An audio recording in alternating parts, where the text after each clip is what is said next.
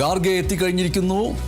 ലോക്സഭാ പ്രതിപക്ഷ നേതാവും കോൺഗ്രസിൻ്റെ ഏറ്റവും ആവേശകരമായ നേതൃത്വ പദവിയിലുള്ള വ്യക്തിയുമായ രാഹുൽ ഗാന്ധി, പ്രിയങ്ക ഗാന്ധി MP എന്നിവർ ആണ് പ്രധാനപ്പെട്ട ഇന്നത്തെ സാന്നിധ്യങ്ങൾ. കർണാടക മുഖ്യമന്ത്രി സിദ്ധരാമയ്യ എത്തിക്കഴിഞ്ഞിരിക്കുന്നു. ഉപമുഖ്യമന്ത്രിയായിട്ടുള്ള DK ശിവകുമാർ എത്തിയിരിക്കുന്നു. അവരെയെല്ലാം ഷാൾ അണിയിച്ച് നിയുക്ത മുഖ്യമന്ത്രി VD സതീശൻ അവരെ സ്വീകരിക്കുകയുണ്ടായി. നിയുക്ത മുഖ്യമന്ത്രി എന്ന വാക്ക് ഓർക്കുക, പ്രതിപക്ഷ നേതാവ് VD സതീശൻ എന്ന വാക്കിൽ നിന്ന് എത്ര പെട്ടെന്നാണ്, എത്ര വലിയ പ്രതിസന്ധികൾക്കിടയിലൂടെയാണ് നിയുക്ത മുഖ്യമന്ത്രി VD സതീശൻ എന്ന വാക്കിലേക്ക് എത്തിച്ചേർന്നത്. ഇനി നിയുക്ത മുഖ്യമന്ത്രി എന്ന വാക്ക് മാറാൻ ഇനി ഒരു 20 മിനിറ്റിൻ്റെ വ്യത്യാസമേ ഉള്ളൂ. നിയുക്ത മുഖ്യമന്ത്രി VD സതീശൻ എന്നത് മുഖ്യമന്ത്രി VD സതീശൻ എന്നാകാൻ പോകുന്നു. ഏതായാലും തെലങ്കാന മുഖ്യമന്ത്രി രേവന്ത് റെഡ്ഡി, ഹിമാചൽ പ്രദേശ് മുഖ്യമന്ത്രി സുഖ്വിന്ദർ സിംഗ് എന്നിവരെല്ലാം എത്തിച്ചേർന്നിരിക്കുന്നു. പ്രതിപക്ഷ നേതാവ് പിണറായി വിജയൻ പങ്കെടുക്കുന്നുണ്ട്. സത്യപ്രതിജ്ഞാവേദിയിൽ ഗവർണറും മുഖ്യമന്ത്രിയും മന്ത്രിമാരും ചീഫ് സെക്രട്ടറിയും മാത്രമേ പങ്കെടുക്കാവൂ എന്ന് വ്യവസ്ഥയുണ്ട്. ആ വ്യവസ്ഥ ഇന്നലെ ലോക്ഭവൻ പുറത്തിറക്കിയിരുന്നു.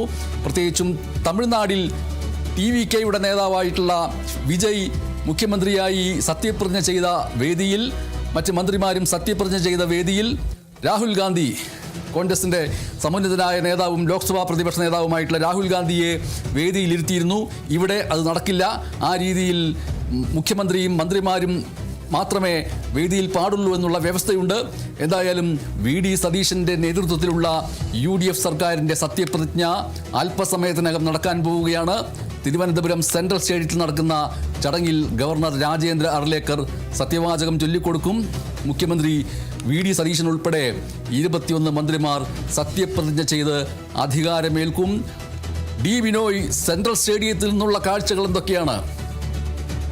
രാവിലെ മുതൽ തന്നെ, കാരണം ഇന്നലെ രാത്രി മുതൽ തന്നെ വലിയ തരത്തിലുള്ള പ്രവർത്തകരുടെ ഒരു കൂട്ടം നഗരത്തിൽ എത്തിച്ചേർന്നു എന്നുള്ളതാണ് തിരുവനന്തപുരത്തിലെ ഏറ്റവും എടുത്തു പറയേണ്ട പ്രധാനപ്പെട്ട കാര്യം. സാധാരണഗതിയിൽ 10 വർഷത്തിന് ശേഷമാണ് UDF വീണ്ടും അധികാരത്തിലേക്ക് എത്തുന്നത്. അതിൻ്റെ ഒരു ആവേശവും ഒരു വീറും ഒക്കെ തന്നെ നമുക്ക് ഈ പ്രവർത്തകരിൽ കാണാൻ കഴിഞ്ഞിരുന്നു. കാരണം ഇന്നലെ സ്റ്റേഡിയത്തിനകത്തേക്ക് ആരെയും തന്നെ പ്രവേശിപ്പിച്ചിരുന്നില്ല. കാരണം VIP-കൾ ഒരുപാട് വരുന്നത് കൊണ്ട് രാഹുൽ ഗാന്ധി, പ്രിയങ്ക ഗാന്ധി, മല്ലികാർജ്ജുൻ ഖാർഗെ തുടങ്ങി മറ്റ് സംസ്ഥാനങ്ങളിൽ നിന്നുള്ള മുഖ്യമന്ത്രിമാർ ഉൾപ്പെടെയുള്ളവർ വരുന്നത് കൊണ്ട് തന്നെ ഈ സ്റ്റേഡിയത്തിനകത്തേക്കുള്ള പ്രവേശനത്തിന് വലിയ തരത്തിലുള്ള നിബന്ധനകളുണ്ടായിരുന്നു, അനുമതി നൽകിയിരുന്നില്ല. ഇന്ന് രാവിലെ 8 മണിയോടുകൂടിയാണ് പ്രവർത്തകരെയും മറ്റും സ്റ്റേഡിയത്തിനകത്തേക്ക് പ്രവേശിപ്പിച്ചു തുടങ്ങുന്നത്. ആ ആദ്യ ഘട്ടത്തിൽ തന്നെ വലിയ തരത്തിലുള്ള ഒരു ആവേശം, മുദ്രാവാക്യങ്ങൾ മുഴക്കിയും ഒപ്പം തന്നെ കൊടികൾ ഉയർത്തിയും ഒക്കെയായിരുന്നു പ്രവർത്തകരിൽ നല്ലൊരു ശതമാനവും ഇപ്പോൾ സ്റ്റേഡിയത്തിനകത്തേക്ക് പ്രവേശിച്ചിരിക്കുന്നത്.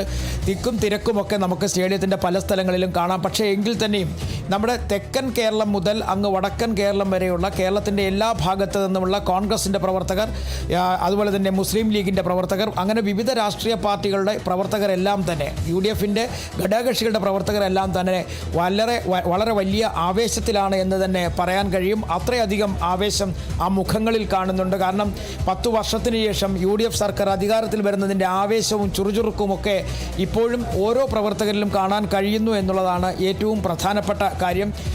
നിലവിൽ ഓരോ മന്ത്രിമാരും നേരത്തെ തന്നെ ഈ സ്റ്റേഡിയത്തിലേക്ക് എത്തിക്കൊണ്ടിരിക്കുന്നു. പ്രത്യേകിച്ചും ഘടകകക്ഷികളുടെ മന്ത്രിമാരൊക്കെ എത്തിയിട്ടുണ്ട്. ഒപ്പം തന്നെ ഈ ഘടകകക്ഷിയുടെ നേതാക്കന്മാർ എത്തി എന്നുള്ളതാണ് ഒരു പ്രധാനപ്പെട്ട കാര്യം. അതുപോലെ നേരത്തെ പറഞ്ഞിരുന്നത് പോലെ തന്നെ ഈ മറ്റ് സംസ്ഥാനങ്ങളിൽ നിന്നുള്ള മുഖ്യമന്ത്രിമാരുടെ വരവ്, അതാണ് ഏറ്റവും ശ്രദ്ധേയമായ കാര്യം. കാരണം ഈ കോൺഗ്രസിന് നമുക്കിപ്പോൾ ദൃശ്യങ്ങൾ കാണാൻ DK ശിവകുമാർ, രേവന്ത് റെഡ്ഡിയൊക്കെ നമുക്ക് കാണാൻ കഴിയുന്നുണ്ട്. അങ്ങനെ ഒരു സർക്കാർ അധികാരമേൽക്കുമ്പോൾ അതിന് എന്തൊക്കെ തരത്തിലുള്ള പിന്തുണ മറ്റു സംസ്ഥാനങ്ങളിൽ നിന്ന് ലഭിക്കുമോ ആ പിന്തുണ പോലെ തന്നെയാണ് ഇപ്പോൾ നേതാക്കന്മാരുടെ ഒരു വലിയ പട്ടിക, അല്ലെങ്കിൽ ഒരു വലിയ സംഘം തന്നെ സെൻട്രൽ സ്റ്റേഡിയത്തിലേക്ക് എത്തുന്നതിന് വേണ്ടി തിരുവനന്തപുരത്ത് എത്തിച്ചേർന്നിരിക്കുന്നത്. അങ്ങനെ തിരുവനന്തപുരം അക്ഷരാർത്ഥത്തിൽ VIP-കളെ കൊണ്ടും, അതായത് മറ്റു സംസ്ഥാനങ്ങളിൽ നിന്നെത്തിയ ജനപ്രതിനിധികൾ, ഒപ്പം തന്നെ മന്ത്രിമാർ, അവർ കൂടാതെ തന്നെ കേരളത്തിലെ സാധാരണ പ്രവർത്തകർ വരെ ഉൾപ്പെടെ വലിയ ഒരു ജനക്കൂട്ടം തന്നെ സെൻട്രൽ സ്റ്റേഡിയത്തിൽ ചുറ്റും പരിസരത്തുമായി എത്തിയിരിക്കുന്നു എന്നുള്ളതാണ് എടുത്തു പറയേണ്ട ഒരു പ്രധാനപ്പെട്ട കാര്യം. സമീപ ദിവസങ്ങളിലൊന്നും തന്നെ ഇത്രയധികം ഒരു ജനക്കൂട്ടം ഇങ്ങനെ സെൻട്രൽ സ്റ്റേഡിയം ലക്ഷ്യമാക്കി നീങ്ങുന്നൊരു കാഴ്ച കണ്ടിട്ടില്ല. അത്രയധികം ജനക്കൂട്ടം സെൻട്രൽ സ്റ്റേഡിയത്തിൽ സ്റ്റേഡിയത്തിലുണ്ട്. ഇനി ഏതാനും മിനിറ്റുകൾക്കുള്ളിൽ തന്നെ സത്യപ്രതിജ്ഞ ചടങ്ങുകളിലേക്ക് കടക്കും. അതും വലിയ ആഘോഷമാക്കി മാറ്റാൻ തന്നെയാണ് പ്രവർത്തകർ തയ്യാറെടുക്കുന്നത്. സാധാരണഗതിയിൽ വലിയ തരത്തിലുള്ള നിബന്ധനകളൊക്കെ ഏർപ്പെടുത്താറുണ്ട്. എന്നാൽ പ്രവർത്തകർക്ക് പരമാവധി സ്റ്റേഡിയത്തിനകത്തേക്ക് കയറിക്കൊള്ളാൻ കഴിയുന്ന സ്ഥലങ്ങളിലൊക്കെ പ്രവർത്തകർക്ക് സ്റ്റേഡിയത്തിനകത്ത് കടക്കാം. മാത്രവുമല്ല ഈ പ്രധാനപ്പെട്ട സ്ഥലങ്ങളിലൊക്കെ തന്നെ ആളുകൾക്ക് ഇത് സത്യപ്രതിജ്ഞ ചടങ്ങ് കാണുന്നതിന് വേണ്ടി വലിയ സ്ക്രീനുകൾ വച്ചിട്ടുണ്ട്. അങ്ങനെ എല്ലാ അർത്ഥത്തിലും UDF സർക്കാരിൻ്റെ ഡീബിനോ ഇപ്പോൾ തത്സമയം നമ്മൾ കണ്ടുകൊണ്ടിരിക്കുന്ന